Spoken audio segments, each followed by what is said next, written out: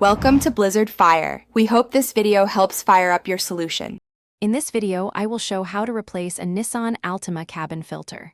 First, open your glove box on the passenger side of the vehicle. Make sure it is completely empty. Then, gently press inward on both sides of the glove box to release the two stopper tabs.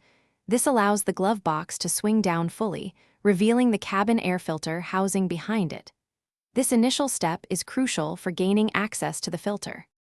Once the glove box is down, you will see a rectangular cover for the cabin air filter housing. There are typically two small clips, one on each side, that hold this cover in place. Gently unclip these and then pull the cover straight off. Now, carefully slide the old cabin filter directly out of its slot. Pay close attention to the arrows on the old filter, which indicate the direction of airflow. This is important for installation. Now it's time to install your new cabin air filter. Remember the airflow direction from the old filter? The arrow on your new filter should point downwards, towards the floor of the vehicle. Carefully slide the new filter into the housing until it is fully seated.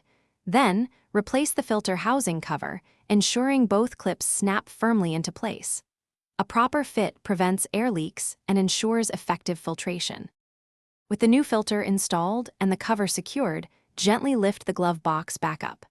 You will need to press inward on the sides again to re-engage the stopper tabs, allowing it to close properly.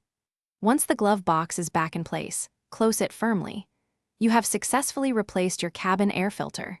This simple maintenance task, taking about 10 to 15 minutes, significantly improves your vehicle's interior air quality and HVAC efficiency.